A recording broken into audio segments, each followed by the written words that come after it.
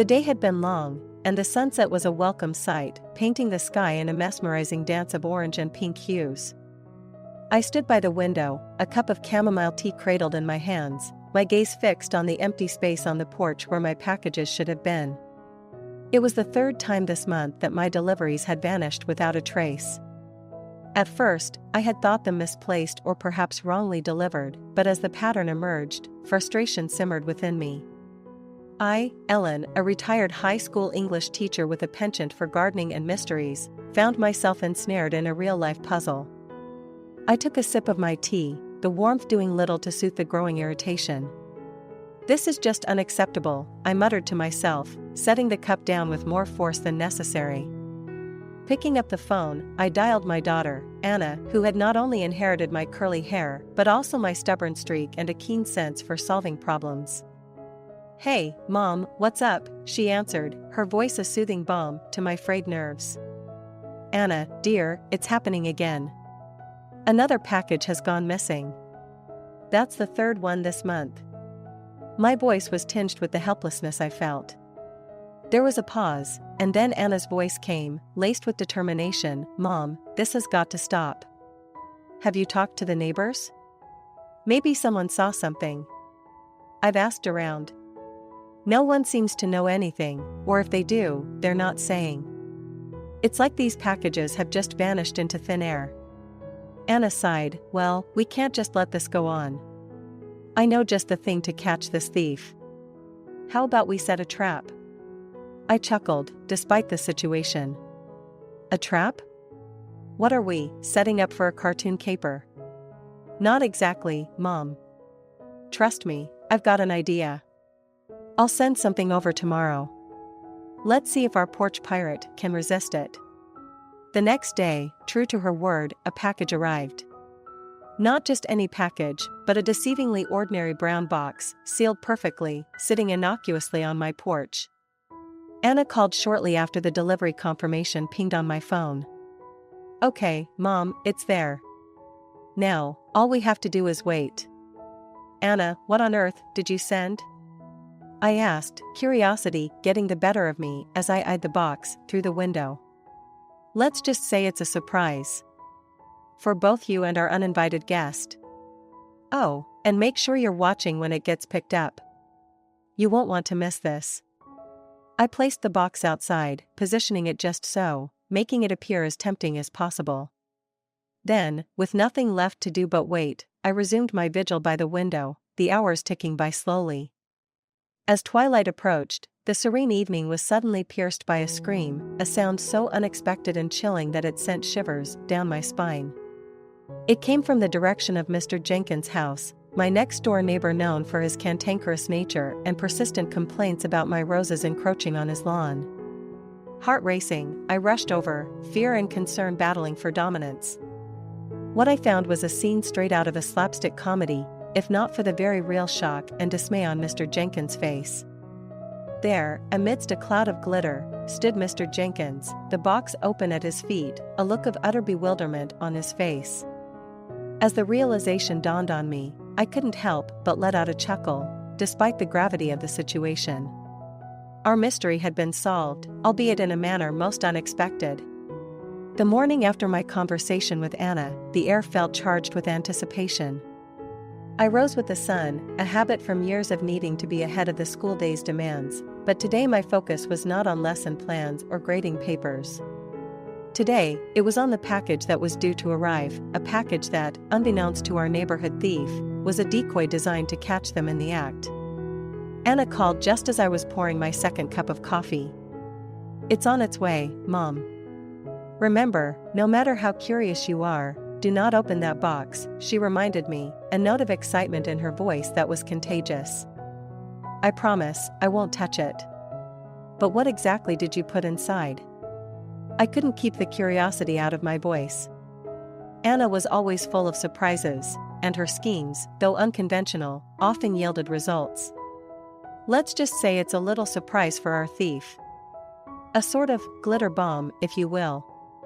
Plus, a few extra touches to make sure they think twice before stealing another package. "A glitter bomb?" I repeated, both amused and impressed. Anna, where do you come up with these ideas? Let's just say I've done my research. Trust me, it'll be harmless, but memorable. Oh, and make sure you have your phone handy. You're going to want to record this. The anticipation was almost too much to bear. I positioned the chair by the window, from where I had a clear view of the porch, and waited. The package arrived mid-morning, delivered by an unsuspecting courier who had no idea he was part of our sting operation.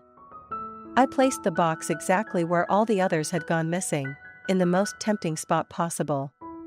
The day dragged on, each hour stretching longer than the last. I busied myself with gardening, reading, and even attempted to start a new knitting project, but my attention was always partially on the window, on the lookout for any sign of activity. As the afternoon waned into evening, I began to worry that our plan would not bear fruit. Maybe the thief isn't biting today, I thought, trying to tamp down the disappointment. Just as I was about to give up hope, a shadowy figure approached the porch. My heart leaped into my throat. Grabbing my phone, I began to record, my hands trembling with adrenaline. The figure looked around furtively before reaching for the package. Gotcha, I whispered to myself, a triumphant smile spreading across my face. But the real show was yet to begin. No sooner had the thief lifted the box than an ear-piercing alarm blared from within, followed by an explosion of glitter that seemed to envelop everything in a shimmering cloud. The thief staggered back, cursing loudly, desperately trying to silence the alarm and rid himself of the glitter that now clung to every surface. I couldn't help but burst into laughter, the tension of the past weeks releasing in a cathartic rush. Through the chaos, I managed to keep the camera steady, capturing every moment of the thief's glittery downfall. When the commotion finally subsided, and the thief had made a hasty retreat, I called Anna. It worked! I exclaimed, still giddy with laughter. You should have seen it. It was perfect. I can't wait to see the video. Mom, you're a genius for going along with this. I hope this teaches our porch pirate a lesson they won't soon forget. As I ended the call, I realized that while we had set the trap for the thief, what we had really captured was a moment of sheer, unbridled joy. The day might not have gone as I had originally planned, but it was certainly one for the books. The aftermath of the glitter bomb was more spectacular than I could have ever imagined. The porch was a sparkling mess, and the thief had vanished as quickly as he had appeared, leaving behind only the shimmering evidence of his folly. My heart was still racing from the excitement and the satisfaction of our plan coming to fruition when the scream pierced the calm of the evening. It was a sound so jarring, so filled with shock and dismay, that for a moment, I forgot about the glitter and the stolen packages. It came from the direction of Mr. Jenkins' house, my neighbor who was as known for his prickly demeanor as his meticulous lawn.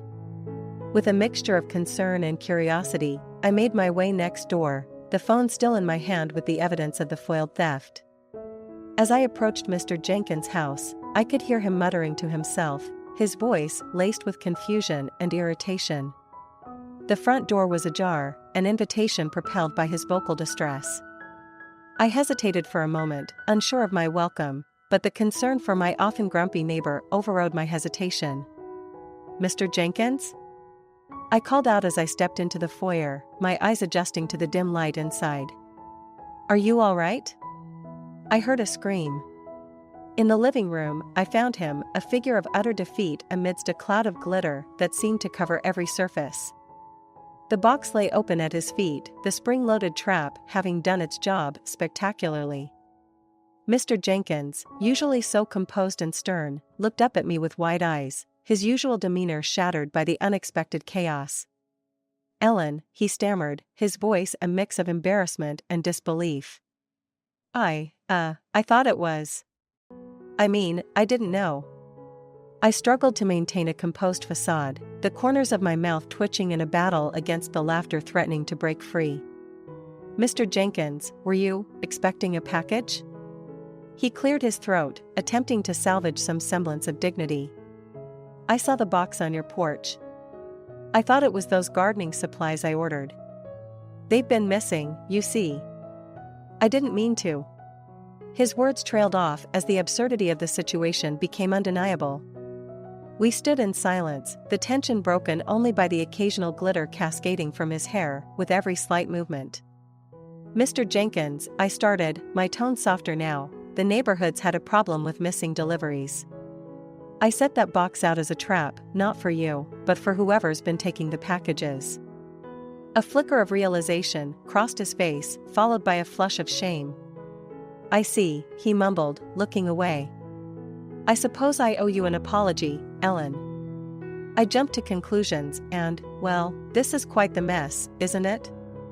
I nodded, the laughter finally escaping in a gentle huff. "Yes, but it's nothing that can't be cleaned up. And maybe this will put an end to our missing package problem." He looked at me then, really looked, and for the first time, I saw a hint of gratitude in his eyes. "Ellen, No need, Mr. Jenkins. Let's just say we're even. Your complaints about my roses and my glitter trap. But let's agree to keep a closer eye out for each other's deliveries from now on." A small smile tugged at the corner of his mouth, a rare sight that I cherished. "Agreed. And Ellen, perhaps I've been too harsh about your garden. It does bring a bit of color to the neighborhood." As I left Mr. Jenkins to his glittery predicament, I couldn't help but feel a sense of community that had been missing before. It was an odd way to come to an understanding with my neighbor, but as I walked back to my house, I realized that sometimes, it's the unexpected moments that bring us together. The glitter bomb had not only caught a thief, but had also opened the door to a new chapter with Mr. Jenkins, one where mutual respect and maybe even a fledgling friendship could bloom amidst the chaos. The evening had settled into a quiet calm after the unexpected commotion next door. Mr. Jenkins and I had reached an unspoken truce, the glitter incident serving as a bizarre but effective icebreaker. As I returned to my house, the remnants of laughter still echoing in my heart, I couldn't help but feel a sense of accomplishment. The thief had been caught, albeit in the most unexpected manner, and the neighborhood felt a little safer, a little more united. Sitting on my porch, the gentle hum of the evening bringing a serene end to the day, I replayed the events. The moment of revelation, Mr. Jenkins' shock, and the subsequent understanding that blossomed between us. It was justice, not in the traditional sense, but in a way that felt profoundly satisfying. The phone rang, pulling me from my reverie. It was Anna. "So, Mom, how did it go? Did our plan work?" Her voice was eager, anticipating the story that awaited. "You wouldn't believe it if I told you," I started, my voice bubbling with excitement. The thief, it was Mr. Jenkins. There was a moment of stunned silence on the other end. "Mr. Jenkins? Our Mr. Jenkins? The one who complains about everything under the sun?" "Yes, that very one. But before you jump to conclusions, it was a misunderstanding. He thought the package was his. Can you imagine? Caught in a glitter bomb meant for a porch pirate." Anna's laughter rang through the phone, clear and joyous. "Oh, Mom, that's priceless." I wish I could have seen his face. It was a sight to behold, I admitted, the memory bringing another chuckle. "But you know, Anna, it turned out to be a good thing. We talked, really talked, and I think we understand each other a bit better now." "That's great, Mom. But, how did Mr. Jenkins handle the glitter situation?" "Let's just say he'll be finding glitter in his house for months to come." But he took it in stride. He even apologized for taking the package, though it was a mistake. And he said something nice about my garden for the first time ever. Anna's voice softened, a mix of pride and affection in her words. "You handled that beautifully, Mom. Not just catching the thief, but turning a potentially nasty situation into something positive." The conversation shifted then, to plans and small updates, the comfortable chatter between mother and daughter weaving a warm end to the evening. As we said our goodnights, I felt a wave of gratitude for Anna, for her ingenious plan, and for the unexpected outcome that had brought a semblance of peace to our neighborhood. The next day dawned bright and clear, a fresh start. As I watered my garden, I noticed Mr. Jenkins outside, eyeing the border where his lawn met my flower bed. I paused, waiting for the usual complaints, but instead, he offered a nod of acknowledgement, a silent gesture of our newfound understanding. It was a small victory, but a meaningful one. The neighborhood felt different now, more like a community than a collection of strangers living side by side. And as I watched the flowers sway gently in the morning breeze, I realized that sometimes, justice isn't just about righting wrongs. It's about finding common ground, understanding, and perhaps even friendship in the most unexpected places. The day's events had unfolded like the chapters of a book, each turn more surprising than the last. Now, as night wrapped the neighborhood in a velvet cloak, I found myself on my porch once again, a cup of herbal tea in hand, gazing up at the star-studded sky. The air was cool and fresh, carrying the scent of my blooming roses, a peaceful contrast to the day's earlier chaos. Anna had left not long ago, her presence a comforting reminder of the bond we shared. We had spent the evening recounting the day, our laughter mingling with the soft night sounds. Now, alone with my thoughts, I reflected on the unexpected lessons learned. "Quite the day, huh?" a voice called out, breaking the silence. I turned to see Mr. Jenkins, standing at the edge of his property, looking over at me. The glitter seemed to have found its way into his yard, a few sparkles catching the moonlight. "Indeed, it was," I replied, smiling warmly. "I didn't expect it to end with us chatting under the stars." Mr. Jenkins chuckled, a sound I wasn't sure I had heard before. "Nor did I, Ellen. I wanted to thank you. Not just for the, glitter, but for being understanding." I nodded, acknowledging his words.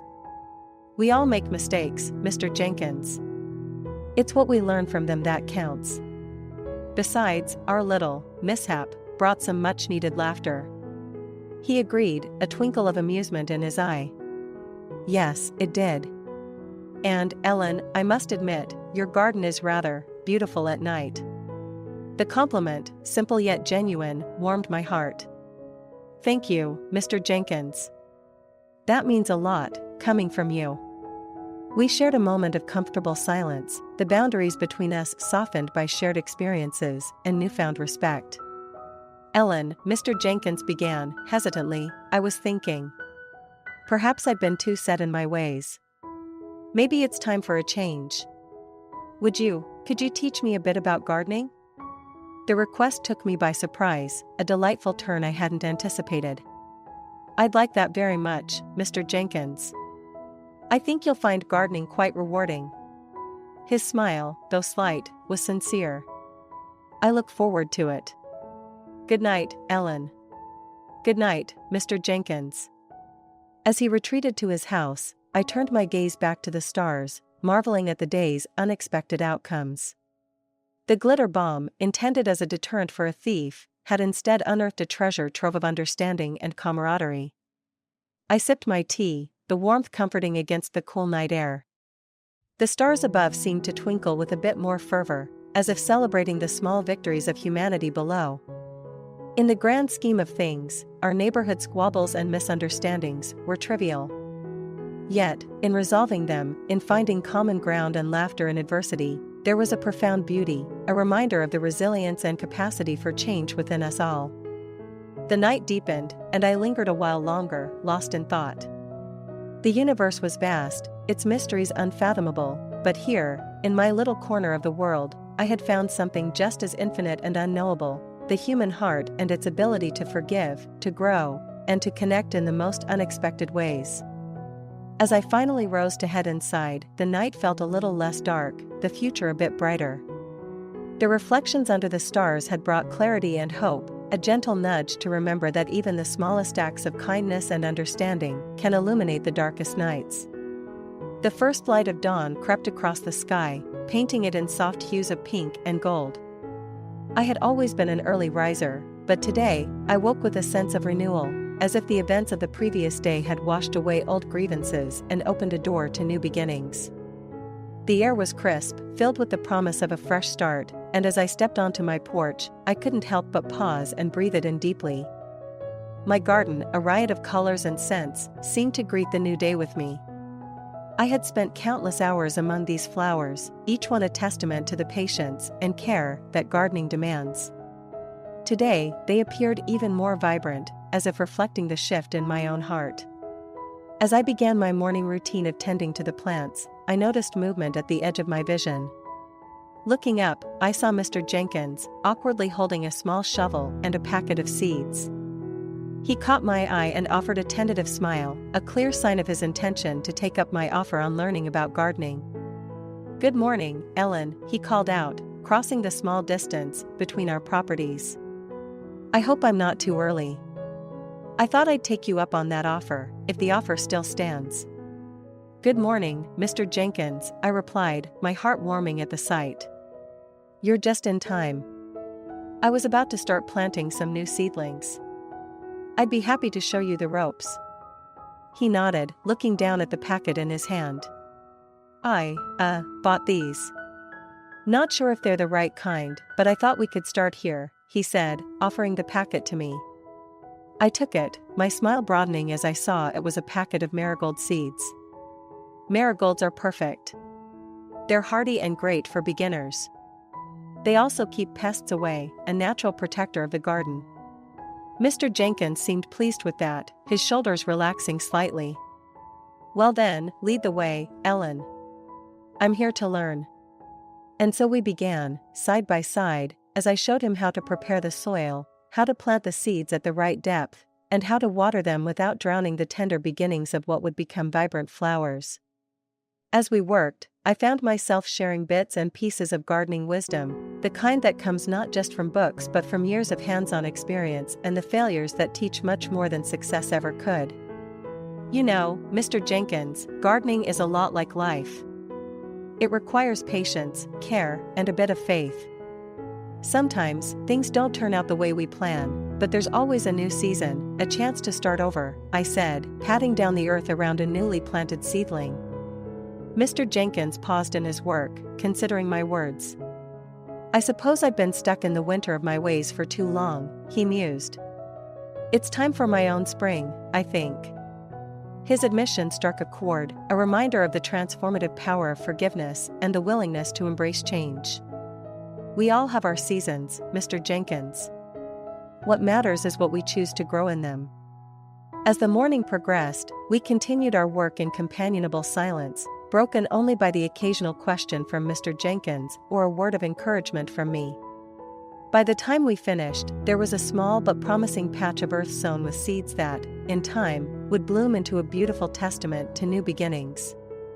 Standing back to admire our work, Mr. Jenkins looked genuinely proud, a sight I never imagined I'd see. "Thank you, Ellen. I have a feeling this is going to be more than just a garden for me." I nodded, feeling a deep sense of satisfaction. "You're welcome, Mr. Jenkins. Remember, the most important part of gardening isn't the flowers or the plants.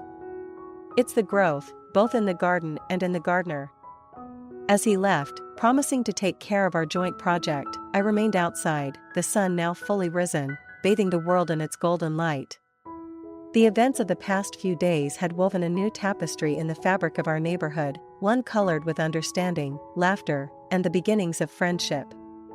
The day ahead was full of possibilities, and as I went about my tasks, I felt a profound gratitude for the simple joys of life, for the unexpected turns that lead us down new paths, and for the beauty of a new day dawning, full of hope